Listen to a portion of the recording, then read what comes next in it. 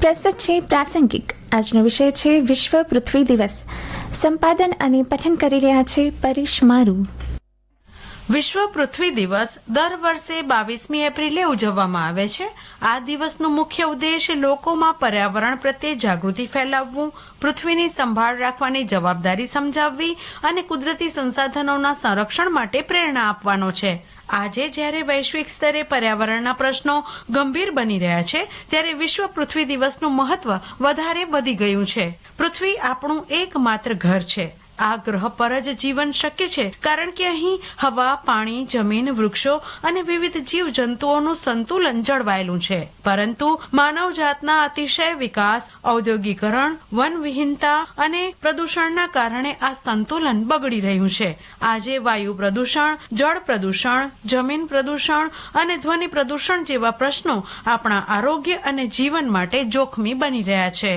વિશ્વ પૃથ્વી દિવસની શરૂઆત 1970ના વર્ષમાં અમેરિકામાં થઈ હતી. તે સમયથી લઈને આજ સુધી આ દિવસ વિશ્વભરમાં ઉજવાય છે અને લાખો લોકો પર્યાવરણ રક્ષણ માટે જોડાય છે. શાળાઓ, કોલેજો, સરકારી સંસ્થાઓ અને સામાજિક સંગઠનો દ્વારા વિવિધ કાર્યક્રમો યોજાય છે, જેમ કે વૃક્ષારોપણ, સફાઈ અભિયાન, જાગૃતિ રેલીઓ અને પર્યાવરણ વિષયક પ્રવચનો. આજના સમયમાં સૌથી મોટી સમસ્યા છે વૈશ્વિક તાપમાનમાં વધારો, જેને આપણે ગ્લોબલ વોર્મિંગ કહીએ છીએ. કાર્બન ડાયોક્સાઇડ અને અન્ય ગ્રીનહાઉસ ગેસના વધારાને કારણે પૃથ્વીનું તાપમાન ધીમે ધીમે વધી રહ્યું છે. તેના પરિણામે હિમ નદીઓ ઓગળી રહી છે, દરિયાના સ્તર ઊંચા થઈ રહ્યા છે અને હવામાનમાં અસ્થિરતા જોવા મળે છે. ક્યારેક અતિશય વરસાદ તો ક્યારેક ભયાનક દુષ્કાળ જેવી પરિસ્થિતિ સર્જાય છે.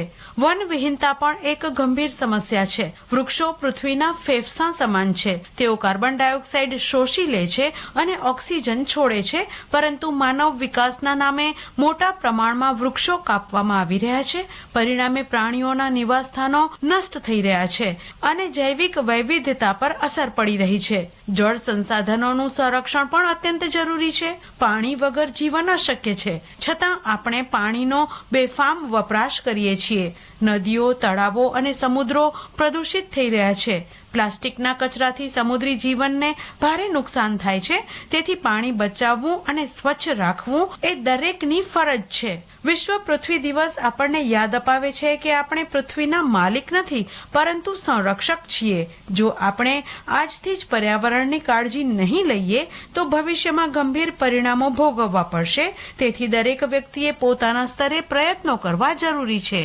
આપણે જીવનમાં નાના નાના પગલાં લઈ શકીએ, જેમ કે પાણી બચાવવું, વીજળીનો ઓછો ઉપયોગ કરવો, પ્લાસ્ટિકનો ઉપયોગ ઘટાડવો, વૃક્ષો વાવવા, જાહેર સ્થળો સ્વચ્છ રાખવા, સાયકલ ચલાવવી, જાહેર પરિવહનનો ઉપયોગ કરવો, પર્યાવરણ મિત્ર ઉત્પાદનો અપનાવવા પણ ખૂબ મહત્વપૂર્ણ છે. શિક્ષણ દ્વારા પણ પર્યાવરણ પ્રત્યે જાગૃતિ લાવી શકાય છે. બાળકોને નાની વયથી જ કુદરતનું મહત્વ સમજાવવું, શાળાઓમાં પર્યાવરણ શિક્ષણને વધુ મહત્વ આપવું જોઈએ, જેથી નવી પેઢી વધુ જવાબદાર બને. સરકાર અને ઉદ્યોગોએ પણ પર્યાવરણ રક્ષણ માટે કડક પગલાં લેવા જોઈએ. સ્વચ્છ ઉર્જા સ્ત્રોતો જેમ કે સોલાર અને પવન ઉર્જાનો ઉપયોગ વધારવો જોઈએ. પ્રદૂષણ નિયંત્રણ માટે કાયદાઓનું કડક પાલન કરવું જોઈએ.